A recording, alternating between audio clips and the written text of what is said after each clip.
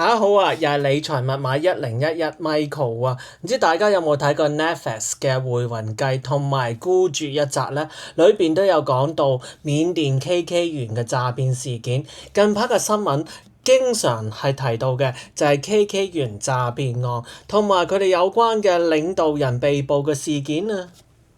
今集內容非常之刺激，我就同大家一齊去探討下，究竟個 KK 園區嘅負責人如何透過上市公司同埋比特幣去獲取資金同埋進行詐騙嘅。記得同我點讚、訂閱同埋分享，我哋馬上去片。KK 園區係位於緬甸與泰國邊境嘅苗瓦迪鎮，長期以來被視為東南亞最大嘅網絡詐騙中心之一啦，涉及龐大嘅電信詐騙、網上賭場、人口販賣、非法禁錮同埋虐打勞工等等啊。根據近期嘅報導啦，2025年10月21號啊，緬甸軍方突襲該園區，逮捕超過2000人啊，包括卡倫民族聯盟嘅高層領導人。呢啲領導人被指控參與詐騙嘅項目。此次行動咧，沒收咗30個 Starlink 嘅衛星設備，並視為對黑幫勢力控制嘅詐騙帝國嘅一次重大打擊啊！呢個園區不僅係誘騙咗中國啦、香港、東南亞受害者以假工作機會係入園嘅，例如係虛假嘅香港高薪職位啦，更加強迫佢哋從事殺豬盤同埋投資詐騙啊！受害者係包括多名嘅香港居民啦。嘅網絡啦，係遍佈咗柬埔寨啦、香港同埋新加坡等等嘅地區啊。美國國會已經正式起訴有關嘅負責人啦，凍結咗啦127271枚嘅比特幣，相當於咧係1200億港元啦。有報道稱咧，詐騙集團咧已經係控制咗3間香港嘅上市公司啦。咁佢係從事咗咧係柬埔寨嘅地產啦、奢侈品嘅銷售同埋手機遊戲啊。仲有咧就係價值幾十億元嘅商廈同埋山頂別墅，包括咗啦係尖沙咀整棟嘅大廈同埋山頂 Mont Nicholson 嘅10億別墅啊。KK 園區作為緬甸邊境知名嘅網絡詐騙中心，其領導人同埋相關黑幫嘅勢力長期透過跨境詐騙活動洗錢同埋獲利啊！呢啲活動係主要涉及殺豬盤嘅詐騙，即係透過假冒浪漫嘅關係誘騙受害者投資虛假嘅平台，從而咧係竊取資金。根據調查，呢啲領導人係利用咗比特幣同埋穩定幣，例如係 USDT 作為工具，同時滲透咗香港作為亞洲金融嘅樞紐上市公司體系，進行咗資金嘅陳化同埋整合。咁以下討論咧就係佢嘅具體機制，基於公開報告同埋執法行動嘅分析啊。KK 園區嘅詐騙操作係高度依賴加密貨幣啊！佢嘅領導人係透過以下嘅步驟獲取並洗白非法嘅資金啊！第一就係詐騙誘導同埋資金嘅流入，領導人操控受害者好多都係香港啦、中國啦同埋西方人士啊，透過社交媒體建立信任，然後引導佢哋咧下載假冒加密貨幣嘅投資 App 或者平台，受害者咧係被鼓勵購買 Bitcoin 啦或者係 USDT 一種與美元掛鈎嘅穩定幣啊，並轉入指定嘅錢包。根據區塊鏈嘅分析啊，一家位於 KK 園區嘅中國公司，僅在2年內就可以透過 USDT 咧係竊取超過1億美元啊，資金匯集至2個數位嘅錢包。全球殺豬盤詐騙已經係竊取咗超過750億美元啦，多數係以加密貨幣形成。第二就係洗錢陳化嘅過程啊，資金咧先轉入多層嘅錢包，透過運幣嘅服務或者係跨鏈橋梁去模糊追蹤嘅路徑啊。USDT 因為咧佢嘅穩定性同埋匿名性咧，被聯合國報告視為東南亞洗錢嘅首要工具啊。交易所兌換領導人係利用不受監管嘅加密交易所，例如係東南亞或者離岸平台，將比特幣或者係 Tempha 兌換成法幣或者係轉為其他嘅資產。Teva 公司咧曾經係凍結咗2.76億美元與殺豬盤相關嘅資金啊，顯示其廣泛使用。洗白咗之後咧，資金咧係用於購買房地產、Starlink 衛星設備或者支付人口販運受害者家庭，維持園區嘅運作啊。估計 KK 園區每年生產數十億美元嘅非法收益，多數係經加密渠道流出啦。上述嘅機制咧好難追蹤嘅，但近期咧美國嘅財政部制裁同埋 Tether 凍結行動啊，已經打擊咗部分嘅網絡。咁大家就會問，KK 園區嘅直接操作喺緬甸嘅，咁同香港有啲咩嘢關係啊？就係佢哋嘅領導人透過香港作為洗錢嘅樞紐，利用上市公司進行資金嘅整合啊。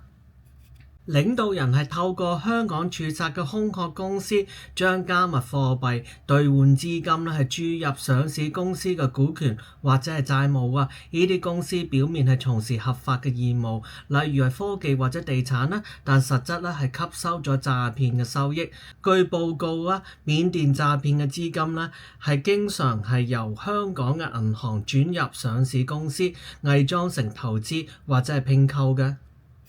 大家一定知道點解係上市公司啦，因為容易做到股市操縱同埋獲利啊。咁亦都包括咗係轉入非法嘅資金，推高股價，吸引散戶去跟風啦，領導人於高位拋售套現啦，同埋亦都可以利用咗上市公司進行一啲虛假嘅併購啦，轉移資金至到離岸嘅帳戶，或者透過股息分紅洗白。香港交易所雖然有嚴格反洗錢嘅規定，但空殼公司係泛濫問題突出嘅。2023至到2025年間咧，多宗詐騙案都係牽涉咧緬甸資金嘅滲透嘅。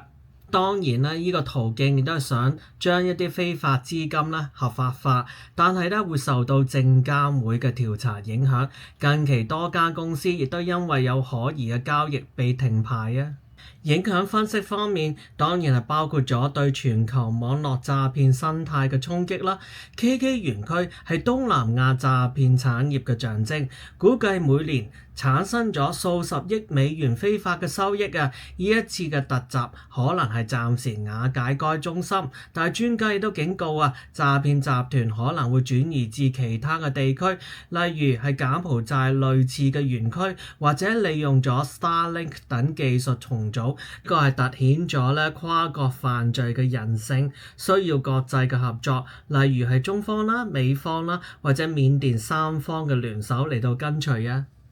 大家睇咗咧 KK 園類似嘅劇集啦，其實咧香港人咧屢屢係成為目標喎。嗱，近期咧本港嘅失業率咧係屢創新高嘅，咁好多人咧係被假冒香港工作機會係誘騙，咁導致咗係家庭破碎同埋心理嘅創傷啊！呢一次嘅逮捕關鍵領導人咧係有助於營救受害者，但亦都暴露咗香港僱傭市場嘅漏洞啊，促使政府係加強海外求職嘅警示同埋跨境救援嘅機制啊！長期嚟到睇咧，呢個可能係提升咗公眾對投資詐騙嘅警覺，減少本地經濟嘅損失啦。頭先都講到啦，KK 園區主要咧喺緬甸運作嘅，但佢洗錢活動咧就係揀咗香港作為亞洲金融樞紐嚟到進行，包括咧係假投資香港上市公司嘅股票啦，或者利用加密貨幣轉移資金，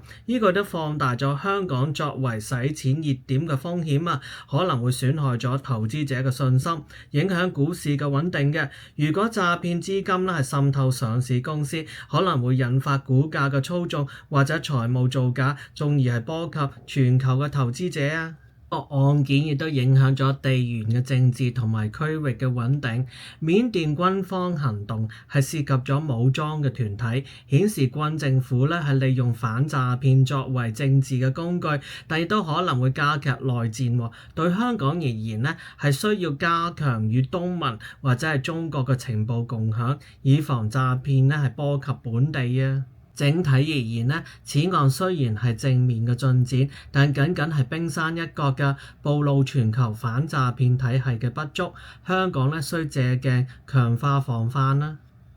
預防勝於治療啊！點樣預防類似嘅詐騙呢？當然係包括咗加強公司嘅內部控制啦，建立反腐敗及詐騙預防嘅機制，包括內部審計啦、合規部門同埋舉報政策，定期培訓員工識別洗錢嘅風險，例如係異常資金嘅流入啊。第二咧就係監管同埋執行嘅強化，好似咧就係證監會啦同埋交易所都應該擴大AI 嘅監察系統啦，偵查股價異常嘅波動或者係可疑嘅交易，實施嚴格嘅反洗錢要求啊 （Anti-Money Laundering）。上市公司亦都必須進行客戶嘅盡職調查同埋報告可疑嘅交易。第三咧就係增強公眾嘅教育啊，透過 HKMA 啦，防範假冒香港股票嘅投資騙局。第四就係國際嘅合作，同緬甸啦、美國啦、中國當局共享情報，追蹤跨境洗錢嘅路徑。喺投資者層面方面咧，鼓勵使用 SFC 嘅認可平台，避免不明來源嘅投資啊。透過呢啲嘅措施，香港可以降低詐騙嘅風險，維持金融市場嘅信譽啊。最終預防係需要由源頭入手，包括打擊例如好似 KK 園區嘅犯罪網絡啦，以免其餘波影響本地嘅經濟啊。大家覺得今集內容點樣啦？記得同我留言分享啊！繼續同我點讚、訂閱同埋分享，我哋下次再見，拜拜。